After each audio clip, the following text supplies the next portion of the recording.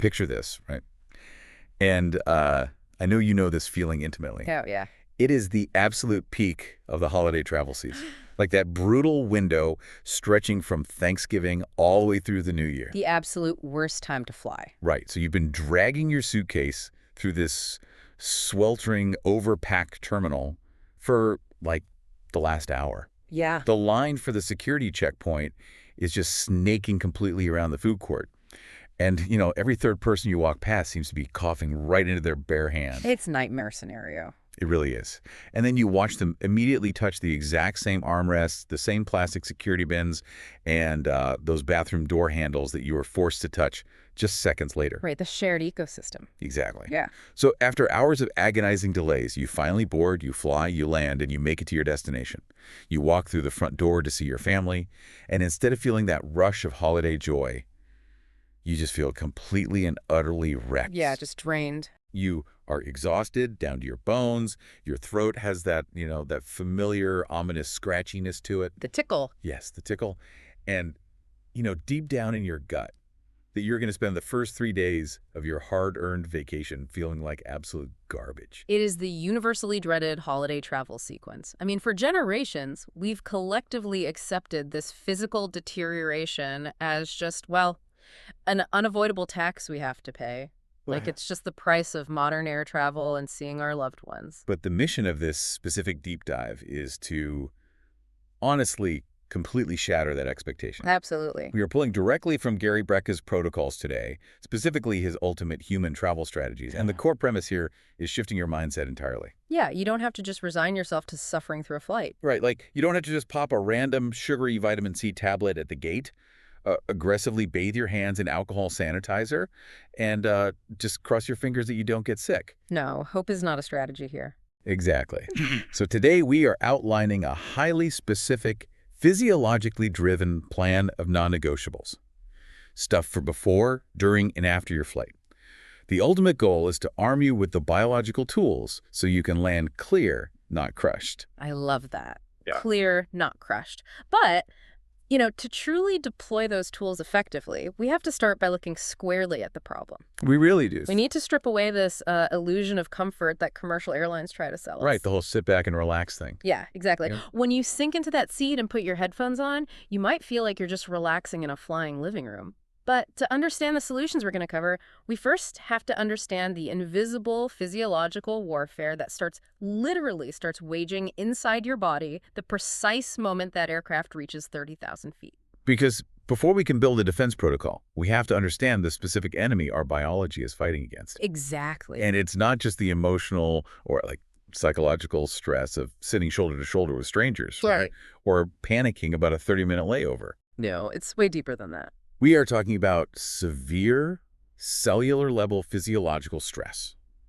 So let's start with the altitude problem, because honestly, this completely reframed how I view flying. It's a huge factor. Right. Because we think of the aircraft cabin as this perfectly calibrated climate-controlled bubble, but commercial planes are actually only pressurized to the equivalent of about 6,000 to 8,000 feet above sea level. Yeah, and the physics of that cabin pressure, it changes everything for your biology. How so? Well, when you're sitting in an environment pressurized to, say, 8,000 feet, the partial pressure of oxygen in the air drops significantly. Right. This means that with every single breath you pull into your lungs, there are simply fewer oxygen molecules crossing over into your bloodstream compared to when you're just standing at sea level. Wow. Yeah, so your body suddenly finds itself in a state of mild hypoxia. Hypoxia. I always hear that term, but usually it's in the context of mountain climbers or deep sea divers. Right, extreme sports. Yeah. If I'm just sitting there passively, watching a movie on a screen the size of an index card, Right. why does my body even need that much oxygen? I'm not exerting any physical energy. And that right there is the illusion. You aren't exerting musculoskeletal energy, right? You're not running, but your basal metabolic rate is running constantly just to keep you alive. Oh, Okay. Your heart is pumping, your brain is processing the movie, your liver is detoxifying. All of those baseline processes require a constant, massive supply of ATP. ATP being the energy molecule. Exactly. Adenosine triphosphate. It's the energetic currency of your cells. And your mitochondria, which are the powerhouses inside those cells, they rely entirely on oxygen to manufacture that ATP. So they need oxygen to make the energy to keep me alive while I watch the movie. Precisely. So when the oxygen supply drops due to the cabin pressure, your mitochondria essentially start gasping for air. Wow, gasping for air. Yeah, and to compensate for this lower oxygen concentration, your heart actually has to beat faster and harder. Your respiratory rate alters, all to forcefully deliver the baseline level of oxygen your organs demand. So my body's working overtime. Right. You're placing massive, invisible stress on your cardiovascular system and your brain while you're completely at rest. That is wild. And while your cells are suffocating from the pressure, they are also, at the exact same time, drying out. Oh, the dehydration is brutal. The dehydration problem on commercial aircraft is mind-blowing when you actually look at the numbers in the source material. Numbers are staggering. They really are. The air pumped into a typical airplane cabin sits at about 10% to 20% humidity. Yeah. And the comparison provided in the research just stopped me in my tracks.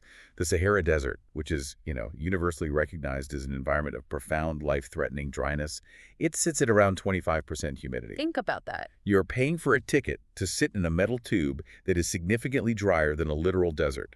It's crazy when you put it like that.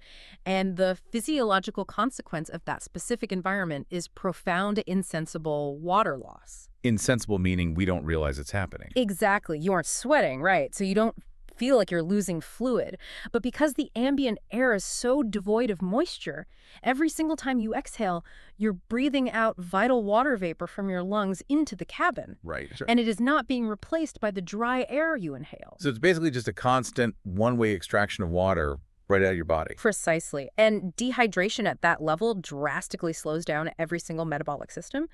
But, most dangerously for someone traveling during cold and flu season, it functionally compromises the immune system. Which is the last thing you want on a plane. Exactly. Right. Your mucosal barrier, so the linings of your nose, your mouth, your throat, and your respiratory tract, they are your body's first physical line of defense. Okay. They rely on moisture to produce mucus. And that mucus traps incoming viral and bacterial pathogens so they can be destroyed by local immune cells like IgA antibodies. Oh, I see. So it's like a sticky fly trap for germs. Yes, perfect analogy. And when you sit in 10% humidity for 4 or 5 hours, that mucosal lining completely dries out. Oh, The trap turns to dust. The physical barrier literally cracks, and those airborne pathogens are granted a direct, unimpeded highway right into your systemic circulation. man, this combination of factors is incredibly hostile. It's a double whammy. It really is. Less oxygen means your cells are starving and struggling to produce energy, and low humidity means your primary defense barriers are cracking and failing. Yeah. It's basically the biological equivalent of trying to run a marathon in a high-altitude desert while wearing a weighted vest. While sitting perfectly still. Exactly. Or Yeah. you might just be sitting there, minding your own business, but internally, your systems are running an absolute overdrive just to keep you stable. And recognizing this hidden metabolic debt is the foundational step in fixing the problem. Because we usually just blame it on the stress at the airport. Yeah, Right. exactly. We routinely mistake that heavy, crushing fatigue we feel after a long cross-country flight for just being, quote-unquote, tired from a long day of travel. Yeah, like, oh, I was up early. Right. But in biological reality, that specific flavor of fatigue is a direct symptom of cellular suffocation and severe systemic dehydration. Wow. Your immune system is arguably the most sophisticated, adaptable defense mechanism on Earth. But it operates on basic physical laws. Meaning it needs fuel. It cannot execute its function when it's starved of its two most foundational elements: oxygen to fuel the cells and water to facilitate their movement and environment. Okay, so if the air quality and the atmospheric pressure are actively working to break down our defenses, we have to look at what happens to the fluid dynamics in our bodies when we combine that environment with absolute physical stagnation. Stagnation is the killer here. Because we are forced into this highly unnatural, cramped posture for hours on end. Sitting in an economy seat isn't just uncomfortable, it is fundamentally altering our circulation, isn't it? It creates a perfect storm of stasis. When you're confined to a tiny seat for hours, your skeletal muscle pump, particularly in your legs, it just goes completely dormant. Because you're not walking. Right. Gravity just takes over the situation and blood begins to pool in the lower extremities. Which is exactly why our shoes always feel incredibly tight when we try to put them back on after a long flight. Yes, that swelling is the physical manifestation of venous pooling. Okay. And this static pooling is the primary mechanism that raises the risk for acute conditions like deep vein thrombosis or DVT, where dangerous blood clots can form in the deep veins of the legs. Which is terrifying. It is. But, even if you don't develop a clot, the overall efficiency of your oxygen delivery just plummets throughout the entire body. Furthermore, the metabolic waste products your cells are generating, they're no longer being cleared out efficiently by the venous system. And while the cardiovascular system is struggling with that pooling blood, the source material points out that something even more critical to our immediate immune defense essentially stalls out completely. Yeah, the lymphatic system. Exactly. Now, for anyone who isn't a physiology major, why is the lymphatic system so dependent on us not sitting still? Well, the lymphatic system is this massive, intricate network responsible for clearing cellular waste. And vitally, it transports immune cells like lymphocytes to where they are needed to fight infection. Okay, so it is the transport highway for the immune system. Precisely. But there is a massive structural difference between your circulatory system and your lymphatic system. What is it? Your cardiovascular system has the heart. It's a powerful muscular pump working 24/7 to push blood through the vessels, even when you're asleep. Right? The lymphatic system has no central pump. Wait, really? No pump at all? None. So how does the fluid ever move? It relies entirely on the mechanical compression of your surrounding muscles. Oh, wow. Yeah, every time you walk, bend your knees, or stretch your arms, your muscles physically squeeze against the lymphatic vessels. Okay, I'm picturing that. And because those vessels have one-way valves, that squeezing action acts as a manual pump. It pushes the lymph fluid forward through the system to be filtered by the lymph nodes. I see. So when you are statically locked into an airplane seat for 4 hours, that entire detoxification and immune delivery network just comes to a grinding halt. That's wow. Think of it like a sponge soaked in dirty dishwater. You have to physically squeeze the sponge to push the dirty water out and pull fresh water in. Right. Sitting perfectly still at altitude is like leaving that sponge sitting stagnant on the counter. Okay, let me make sure I'm wrapping my head around the severity of this. Let's say I do everything right. I am perfectly healthy, I have been sleeping great, my diet is dialed in, and I walk onto the jet bridge feeling like $1,000,000. Okay, best case scenario. Does simply sitting still in a pressurized cabin really turn my immune system off right when I am about to be exposed to hundreds of people? Because that sounds terrifying. It's a critical distinction to make. Your immune system does not have an off switch. Okay, that's reassuring. Yeah, the immune cells, your macrophages and T cells, they are still alive and present in your body. However, because of the lack of lymphatic pumping, they are physically trapped. Trapped. Yes. They are unable to deploy their resources and travel through the body effectively. If we use a mechanical metaphor, it's like a city having a world-class elite fire department, but every single fire truck is stuck in gridlock traffic. Oh, that's a great way to look at it. The capability to fight the fire is there, but the delivery mechanism is entirely compromised by the stasis. And the fire, in this metaphor, is the ecosystem of the airplane cabin itself. Absolutely. Because you are sitting in an enclosed metal tube, breathing a mixture of fresh and heavily recycled air, packed in with hundreds of other stressed, dehydrated human beings. Yeah, it's a petri dish. It is. If a passenger 3 rows up is aggressively shedding a virus, you are absolutely going to be exposed to it. Without a doubt. When you look at the entire picture, the physiological odds are incredibly stacked against the traveler. Yeah, they really are. You have a severely dehydrated system causing your primary mucosal barriers to crack and fail. You have a hypoxic environment starving your cells of the energy they need to mount a defense. And you have a completely stagnant lymphatic system trapping your internal defense forces in gridlock. It's just a disaster waiting to happen. You are paralyzing your body's natural response mechanisms precisely at the moment you are being actively bombarded by foreign pathogens. Okay, this paints a rather grim picture of what we are doing to ourselves. But the entire point of this deep dive is that we are not helpless victims to this process. Far from it. So how do we biologically hack this scenario? According to the Gary Brecka protocols we're examining, The intervention does not start when the seatbelt sign turns off. No, way before that. Right. If you wait until you are standing at the airport gate to think about your biological defense, you are already way too late. You've missed the window.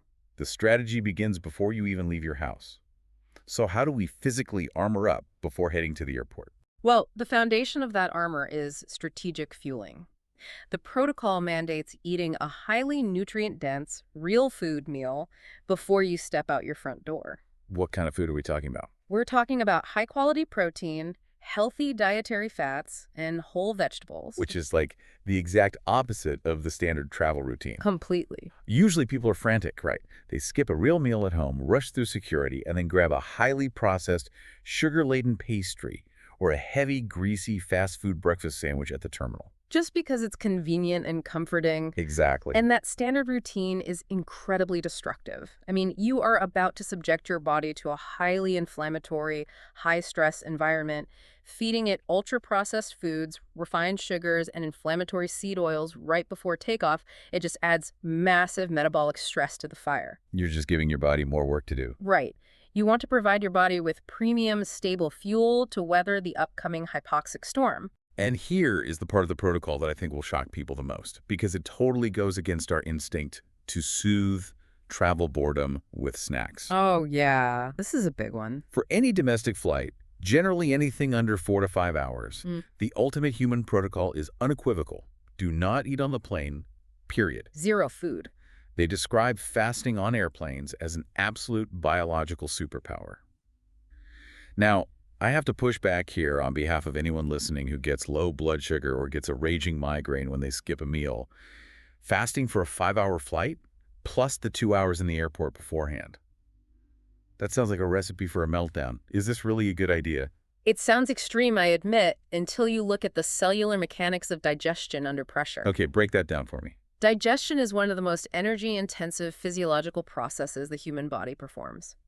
When you eat a meal, your body has to divert a massive amount of your cardiac output, specifically your splanchnic blood flow, away from your peripheral systems and direct it straight down into the gastrointestinal tract to break down that food. Okay, so a huge percentage of our blood just rushes to the stomach. Correct. Now layer that onto the environment we just analyzed.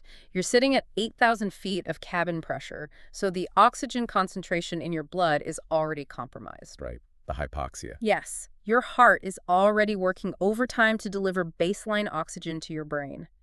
If you then introduce a meal, you force your body to steal whatever precious, limited, oxygenated blood is available and send it to your gut. Meaning even less blood and oxygen is making it up to the brain. Exactly. This is a primary driver of that horrific brain fog and lethargy people experience after a flight. Oh, wow. I always thought it was just the recycled air. It's the digestion.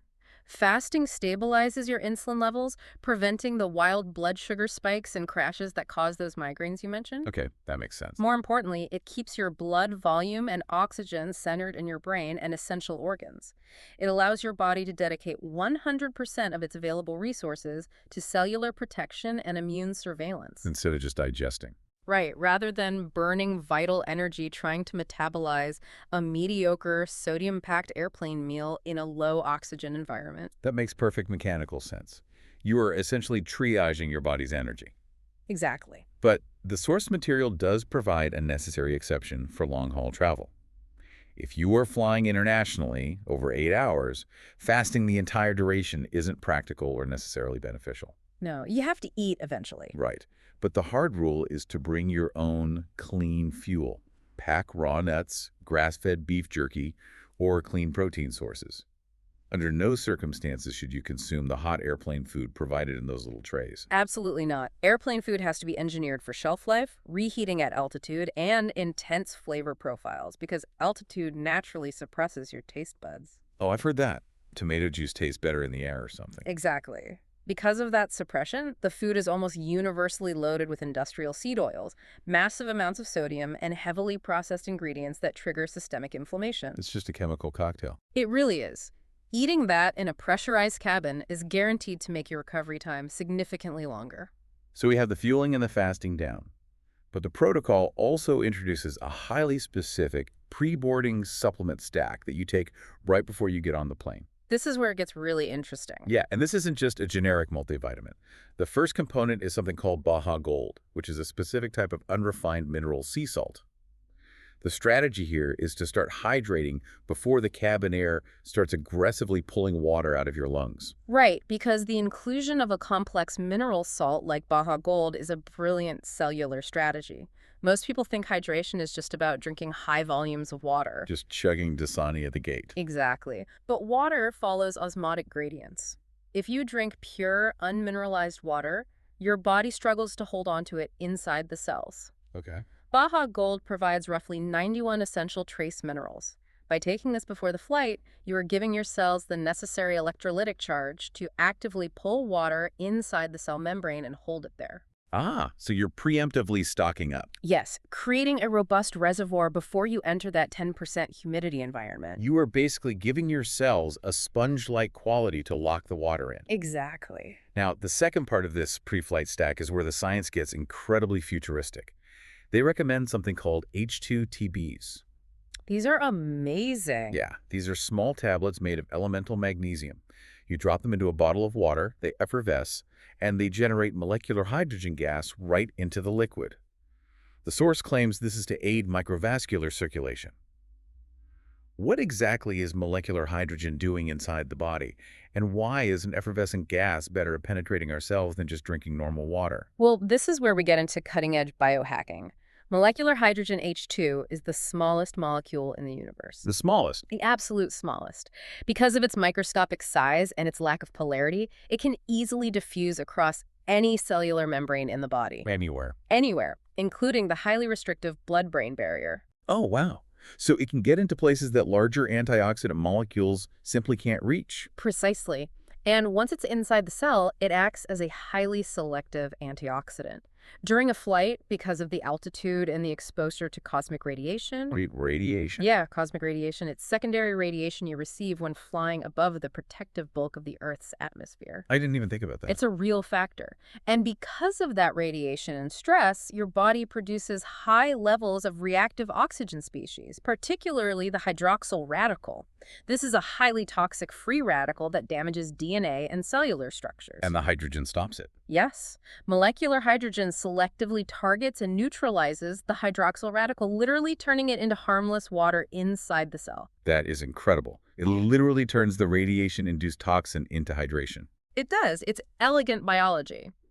And regarding the microvascular circulation, while your heart pumps blood through massive highways like your arteries, your microcirculation consists of the microscopic hair-like capillary beds where the actual exchange of oxygen and nutrients happens at the tissue level. The tiny side streets. Exactly.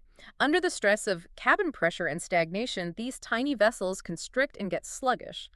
Molecular hydrogen acts as a signaling molecule that induces vasodilation in these microvessels. Meaning it opens them up. It physically widens the side streets, ensuring that even while you're sitting completely still at 8,000 feet of pressure, oxygen can still forcefully penetrate deep into your tissues. It is like widening the pipes when the water pressure is low. That is so cool. It's a massive advantage. That leads us to the final piece of the pre-boarding stack, Perfect Amino. This is a supplement that provides the 9 essential amino acids. Now, if the goal is to not eat and not trigger digestion, why are we taking amino acids? Why not just drink a protein shake before boarding? That goes right back to the metabolic cost of digestion we discussed earlier. If you drink a whey protein shake or eat a piece of chicken, your body has to flood the stomach with hydrochloric acid and digestive enzymes. To break it down. Right, to break those complex, long-chain protein structures down into individual amino acids before they can be absorbed into the blood. That process takes hours and requires massive blood flow to the gut. Which breaks the fast and steals blood from the brain again. Exactly. Free-form amino acids, however, are already broken down. They require virtually zero enzymatic digestion in the stomach. Oh, I get it. Yeah, they bypass the heavy lifting of the gastrointestinal tract and are absorbed directly into the bloodstream in roughly 20 to 30 minutes. That's incredibly efficient. You're providing your body with the exact structural nitrogen and raw materials it needs to repair cellular damage and produce immune cells, but without paying the heavy metabolic tax of digestion. You keep the blood in the brain, maintain the fasted state, but still provide the building blocks for defense. When you lay out the biology like this, It exposes a massive irony in how we culturally view travel. Oh, completely. Because people routinely use massive airport pretzels, heavy meals, and sugary iced coffees as, like, psychological comfort mechanisms to deal with the anxiety and boredom of waiting at the gate. Guilty as charged sometime. We all are. But physiologically, those exact comforts are severely magnifying the physical destruction happening to their bodies. They're actively handicapping their biology right before walking into a battle zone. It is a profound mismatch between psychological soothing and physiological reality. We are attempting to treat emotional stress by inducing massive metabolic stress.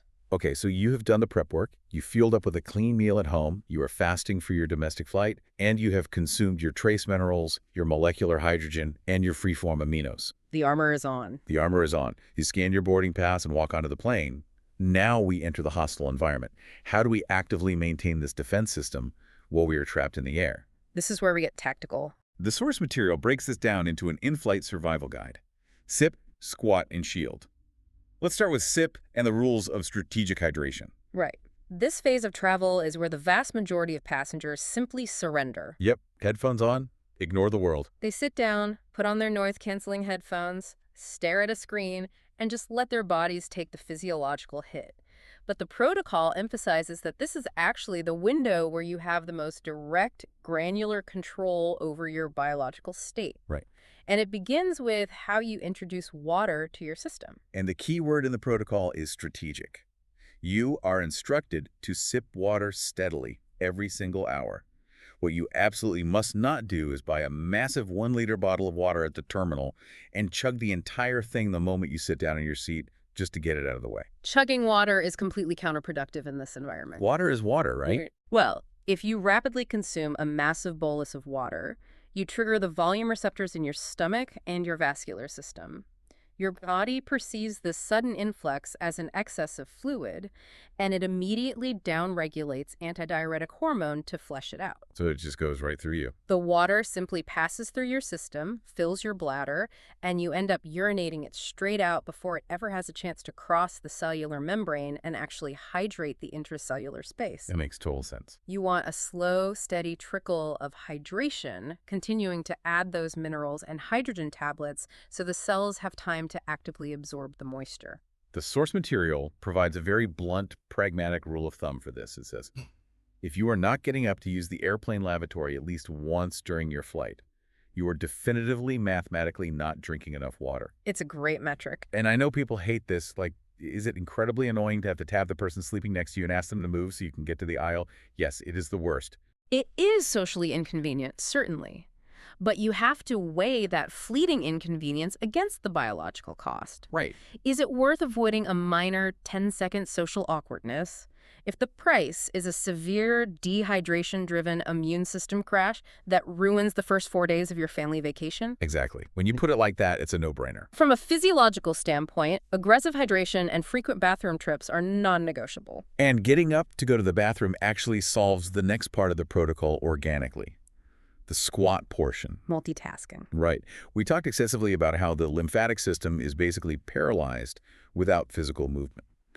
So the direct intervention here is to stand up every single hour. You go into the aisle or you walk back to the alcove near the galleys and you perform 10 slow, deliberate air squats. Those bodyweight squats. Right.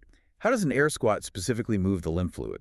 Well, it targets the most powerful lymphatic pumps in your body, your leg muscles, specifically the soleus muscle in the calf and the large muscle groups at the thighs. The big engines? Exactly. When you lower into a squat and then forcefully stand back up, those massive muscles contract heavily against the deep veins and lymphatic vessels in your legs. Giving that squeeze we talked about. Yes. Because of the one-way valves we discussed, this intense mechanical squeezing forcefully propels the stagnant, pooled fluid up from your lower extremities, fighting against gravity. Pushing it all back up. It pushes it back into the central thoracic duct where it can be processed. You are manually draining the swamp. That is such a vivid image, manually draining the swamp.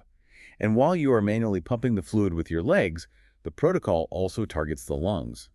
Alongside the squats, you are instructed to take 10 intentional deep breaths, but it is very specific. You inhale deeply through the nose and you exhale incredibly slowly, as if you are blowing the air out through a tiny cocktail straw. Yeah, pursed lip breathing. Why that specific breathing pattern? It's a targeted intervention to counteract the respiratory changes that happen when you sit in a cramped seat. Because we slouch. Yeah, when we're static and slightly slouched in an aircraft, our respiratory mechanics become very shallow. We default to apical breathing, meaning we're only expanding the very top portion, the apex of our lungs. We're just taking these tiny, stressed upper chest sips of air. Exactly. But the vast majority of your pulmonary capillary beds, the actual site where oxygen transfers into the blood, are located down in the lower lobes of the lungs, partly due to gravity pulling blood flow downward. By forcefully inhaling through the nose, you engage the diaphragm, pulling air deep into those lower lobes. And what does exhaling through the imaginary straw do? The slow exhalation against resistance, that pursed lip breathing, it creates back pressure in the airways. Back pressure. Okay. This physically holds the tiny air sacs, the alveoli, open for a fraction of a second longer. That maximizes the time available for oxygen to cross over into the blood. Wow, just from breathing differently. And there's more. Slowing the exhale builds up a slight, healthy level of carbon dioxide in the blood. Isn't CO2 bad? Normally, we think of it as waste. But due to a physiological principle called the Bohr effect, a slight increase in CO2 actually causes your red blood cells to release their oxygen molecules more readily into your cellular tissues. That is fascinating. So by slightly restricting the exhale, you are literally forcing your red blood cells to drop off more oxygen to your starving muscles and brain. Yes. You are hacking the oxygen delivery mechanism. Now, I can already hear the skeptical listener thinking, there is absolutely no way I am doing slow air squats and loud straw breathing exercises next to the lavatory. Everyone on the plane is going to think I've lost my mind. I get that. It's entirely natural to feel a degree of social self-consciousness. But again, we have to reframe the priority. Okay. You are engaging in profound biomechanical interventions that simulate the active, oxygen-rich environment your biology requires, despite being trapped in an unnatural metal tube. You are prioritizing your cellular health over the fleeting opinions of strangers you will literally never see again. And frankly, let's look at the alternative. Is it more embarrassing to do 10 slow squats in the aisle for 60 seconds? Or to be the person loudly hacking up a lung and blowing your nose through an entire holiday dinner 3 days later? I know it's when I pick. I will happily take the aisle squats and weird breathing every single time, so that covers the sip and the squat.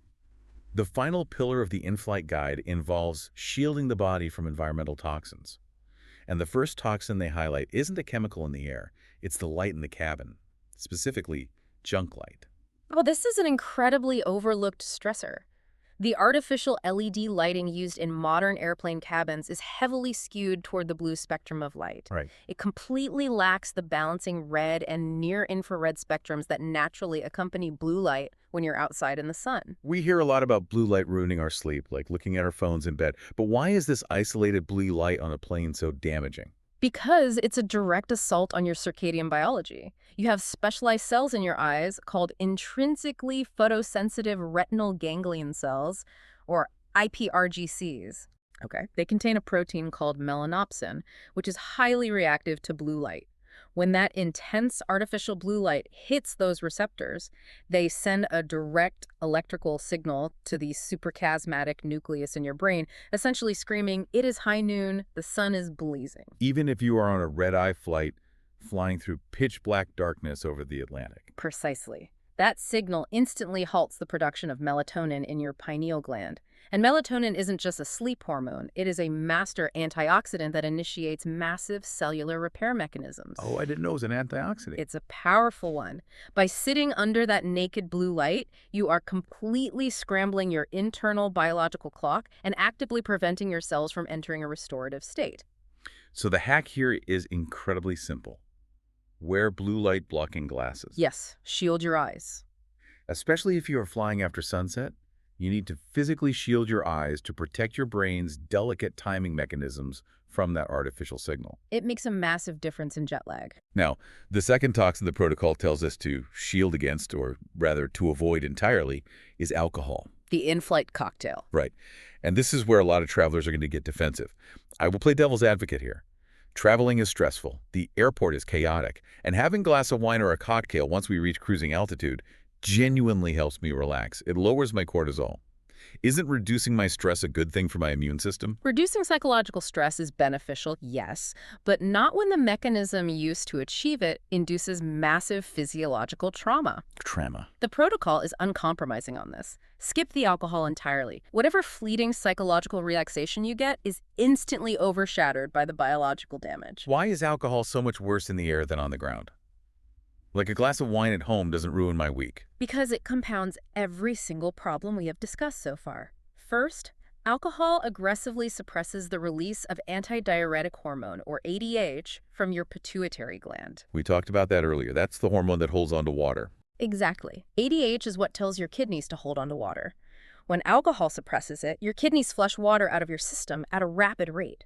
So you're inducing severe internal diuresis while sitting in an environment with 10% humidity that is already actively pulling water out of your lungs. It's a compounding disaster. Yeah. You are accelerating the dehydration curve exponentially. It gets worse. Metabolizing alcohol requires significant oxygen and places a massive burden on your hepatic system, your liver. Right. You're forcing your body to metabolize a literal toxin while it's already struggling to maintain basic ATP production due to the hypoxic cabin pressure. Wow. You are weakening your mucosal immune barriers on contact, accelerating dehydration and starving your brain of oxygen, all for a 20-minute buzz. So the in-flight cocktail is officially off the menu if you want to land healthy. Absolutely. Okay, so you have executed the plan.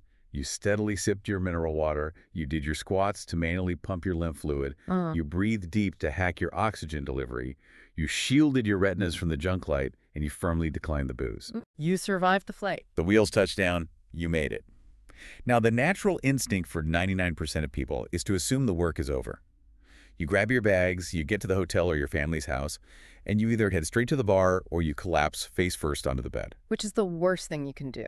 Right, because the source material makes it clear. The actions you take in the first few hours post-flight dictate the biological reality of the rest of your trip.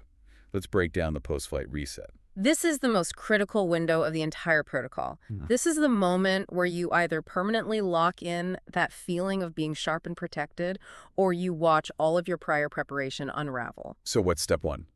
The absolute first priority upon leaving the airport is immediate exposure to natural sunlight.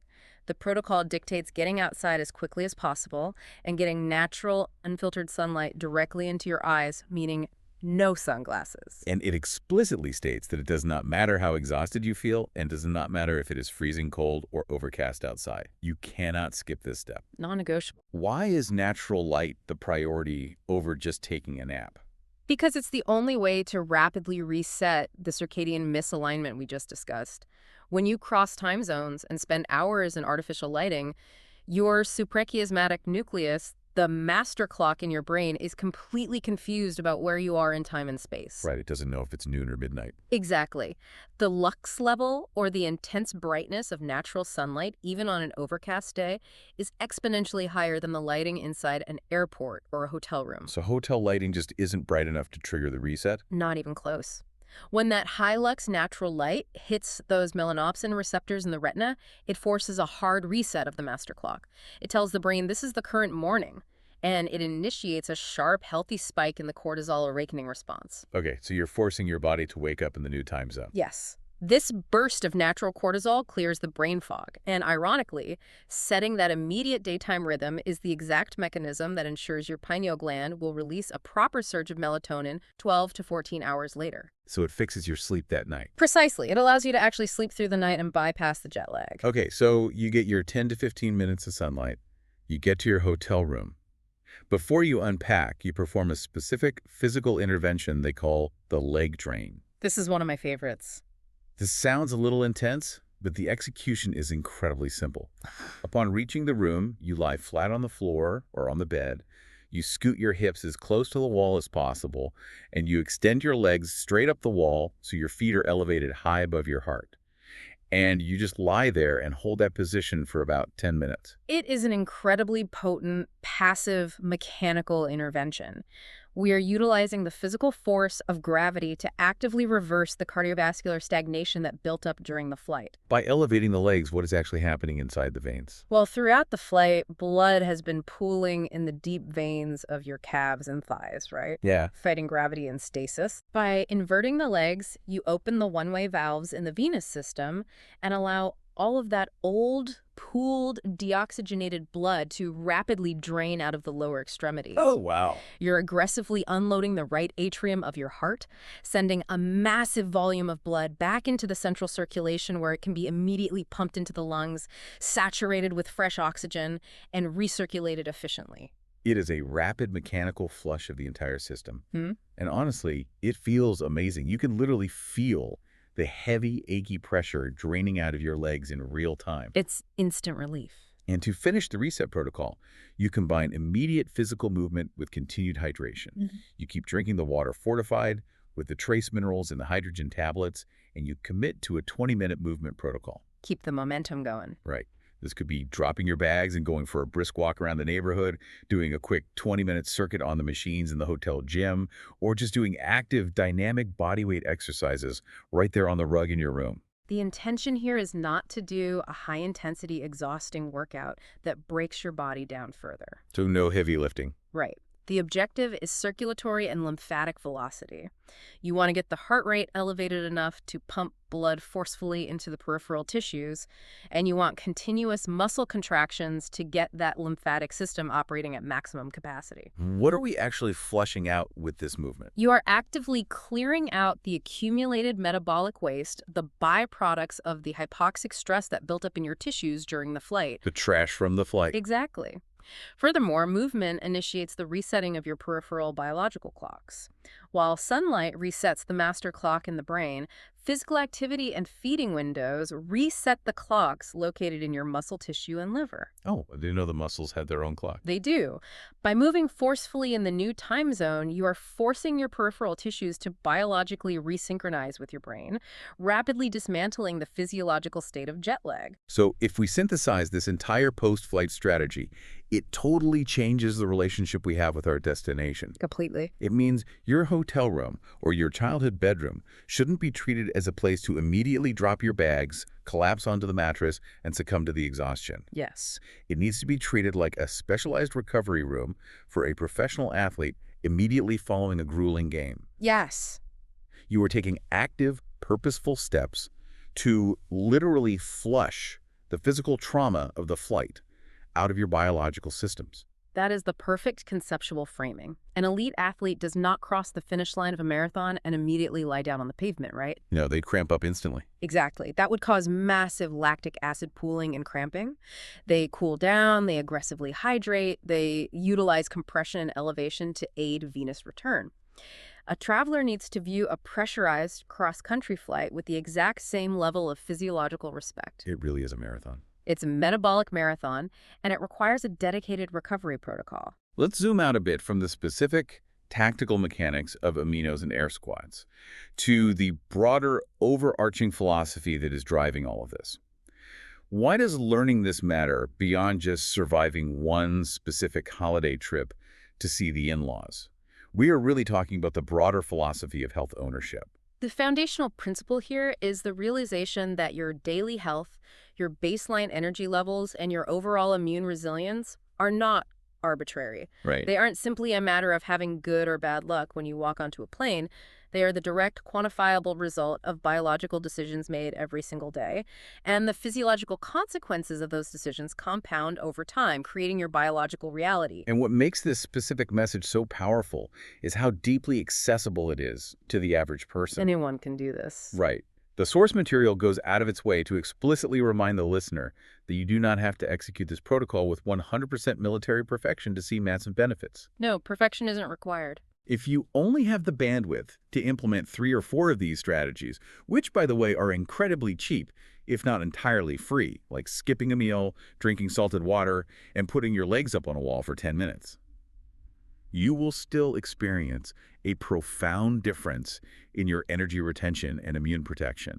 You are still forcefully moving the biological needle in your favor. And To provide some context on the depth and seriousness of this information, these specific insights are drawn from Gary Brecka's VIP community and a highly detailed 10-month course titled Becoming the Ultimate Human. 10 months, wow. Yeah, and the source notes that this course, which carries a $1,700 value, but is provided free to VIP members, it dedicates an entire month-long module exclusively to analyzing the physiology of travel. An entire month just on flying. Uh-huh. That right there is the proof of exactly how seriously top-tier health advocates and biohackers take the physical toll of commercial aviation. They don't take it lightly. If they're dedicating an entire month of a high-level curriculum to it, it means they are covering even deeper microscopic levels of jet lag mitigation, advanced immune priming protocols, specific sleep architecture optimization, and precisely timed nutrition schedules for crossing multiple time zones. That's a deep rabbit hole. It validates the premise that flying isn't just a trivial annoyance to be ignored. It is a major, impactful, physiological event that demands preparation. And when you reflect on this entire body of information, there is a profound sense of empowerment hidden within the science. I feel that, yeah. For decades, the cultural narrative has been that we are entirely passive victims to the modern necessity of air travel. You buy the expensive ticket, you endure the miserable ride, you cross your fingers, and you hope you survive it without catching the flu.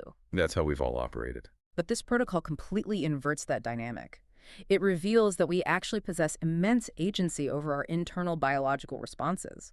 We have access to the raw materials necessary to engineer resilience water, essential trace minerals, mechanical bodily movement, controlled pulmonary breath, and natural sunlight. We simply have to choose to deploy them intelligently. It is about taking the control back from the environment and giving it back to your cells. Okay, let's briefly recap the ultimate through line of this deep dive. Traveling in a pressurized, hypersalinated, stagnant metal tube at 30,000 feet is a literal, quantifiable, physiological assault on your cellular machinery. Absolutely. But by strategically fasting on shorter domestic flights to keep blood in your brain, aggressively hydrating with trace minerals and molecular hydrogen gas to combat radiation and stasis, physically moving your body to manually pump your stagnant lymphatic system, actively blocking out circadian-destroying junk blue light, and utilizing post-flight natural sunlight and gravity to reset your biological rhythms, you can entirely rewrite what the travel experience feels like in your body. A total paradigm shift. You can actually show up at your family's front door vibrating with vibrant energy instead of arriving carrying an illness and a massive metabolic debt. It represents a comprehensive paradigm shift from playing passive defense to running an active, calculated offense.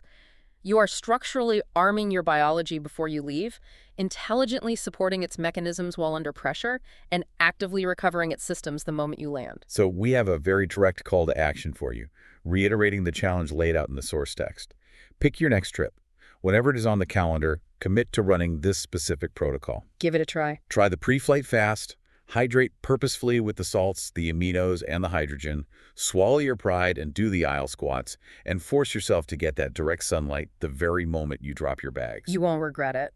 Feel the physiological difference in your body just once, and I guarantee you will never view travel the same passive way ever again. Give your body the exact raw materials it fundamentally requires, and it will do incredible resilient things for you. Land clear, not crushed. It is a biological experiment with absolutely zero downside and an immense trip-saving potential upside. And to wrap up this deep dive, we want to leave you with a much larger, overarching question to ponder, something that builds on every mechanism we've unpacked today. If implementing these incredibly simple, cheap, mechanical biological hacks can completely alter our physical state and effectively save us from the crushing exhaustion of a cross-country flight, it really makes you wonder, what other everyday environments, our heavily lit office buildings, our stagnant daily commutes, our endlessly dry living rooms, have we simply accepted as naturally exhausting that are actually just begging for a basic biological intervention?